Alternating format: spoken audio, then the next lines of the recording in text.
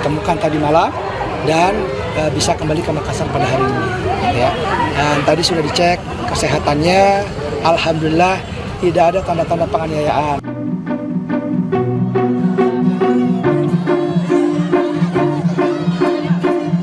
Tangis haru dan rasa syukur dirasakan orang tua balita yang berhasil diselamatkan dari penculikan. Sang putri akhirnya kembali dikepelukan dalam kondisi selamat setelah sepekan hilang. Korban ditemukan pada Sabtu 8 November 2025 di Kabupaten Merangin, Provinsi Jambi setelah hilang selama sepekan. Hasil pemeriksaan kesehatan, tak ada tanda kekerasan fisik maupun trauma psikologis pada korban. Ditemukan tadi malam dan bisa kembali ke Makassar pada hari ini. Ya. Dan tadi sudah dicek kesehatannya, alhamdulillah tidak ada tanda-tanda penganiayaan, ya, dan kondisinya juga baik. Secara psikologis juga sudah dicek, ya. Dari Bu Kadis juga sudah ngecek semuanya, alhamdulillah dalam kondisi yang sangat baik. Anaknya juga ceria, baru kita terima anaknya, ya. Jadi akan kami dalami pelaku-pelakunya, jaringannya, tindak pidananya. Korban dilaporkan hilang pada 2 November saat menemani sang ayah berolahraga di Taman Pakui Sayang, Kota Makassar, Sulawesi Selatan. Dalam rekaman CCTV, korban dibawa secara tergesa-gesa oleh seorang perempuan tak dikenal. Saat ini, para pelaku penculikan telah ditangkap dan tengah diperiksa di Polrestabes Makassar. Jadi untuk kejadian sendiri memang sudah sekitar 1 minggu, 6 hari yang lalu. Dan anggota kami memantau pergerakan dari pelaku ini melalui saksi-saksi yang ada di lapangan, juga CCTV yang kami lihat. Nah, dari pengembangan para pelaku itu diketahui ada pelaku yang ternyata tinggal di tempat lain, gitu ya, sehingga kami juga mendatangi ke sana, ke Jawa Tengah, dan dari situ kami mendapatkan keterangan bahwa korban sudah berada di Jambi. Nah, ketika berada di Jambi, kami berupaya juga untuk melakukan pelacakan, di mana korban ini diserahkan terakhir kepada orang yang melakukan transaksi untuk mendapatkan anak tersebut.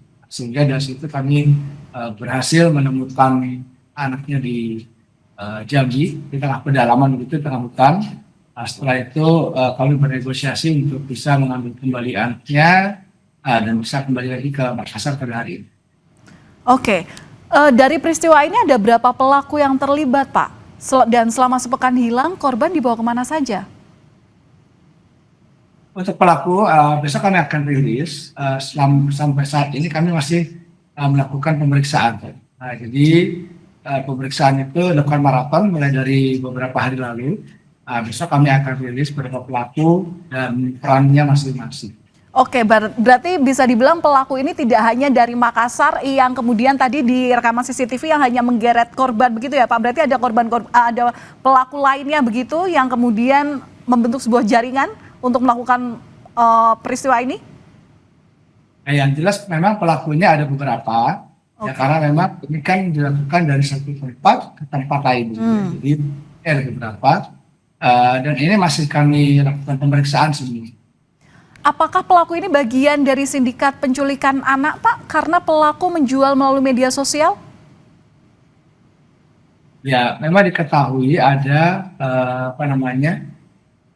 pemesanan dari orang-orang tertentu untuk mendapatkan korban.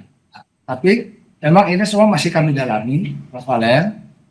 Ada pemeriksaan yang sedang kami lakukan.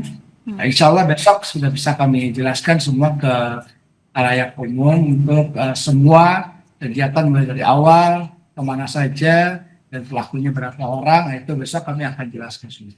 Oke, Pak, dari rekaman CCTV ini saat korban diculik ada 2 anak lain. Nah, bisa dikonfirmasi apakah kedua anak itu memiliki hubungan dengan pelaku dan apakah diduga juga merupakan korban penculikan? Kalau anak-anak itu yang ada kondisi itu ya tidak ada kaitan. Jadi ini bukan merupakan korban penculikan. Nah, memang tapi anak-anak itu ada di sana. Oke, Pak, ini pelaku sendiri masih kami dalami siapa. Mungkin ada yang tahu anak tersebut. Oke, Pak, ini juga menjadi imbauan kepada masyarakat sekitar.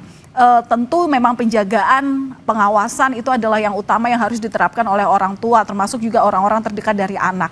Tapi kalau melihat modus operandinya, ini bagaimana peristiwa ini bisa terjadi? Apa yang biasanya dilakukan oleh pelaku penculikan anak seperti ini? Iya, jadi pelaku penculikan anak ini tentu mereka mencari kesempatan untuk mendapatkan targetnya. Ya, jadi ketika ada anak-anak yang sendirian, ya, tidak diawasi oleh orang tuanya, kemudian mungkin ada niat ya dari si pelaku untuk melakukan penculikan, sehingga ini bisa dilakukan kemarin. Nah, kesempatan itu yang harusnya kita antisipasi supaya tidak terjadi kepada anak-anak yang lain. Tetapi terkait dengan modus operandi yang dilakukan oleh si pelaku sendiri, sampai saat ini kami masih membuat rangkaiannya. Kami sedang melakukan pemeriksaan dari tersangka satu dengan tersangka yang lainnya, sehingga nanti kalau sudah lengkap ceritanya kami akan rilis.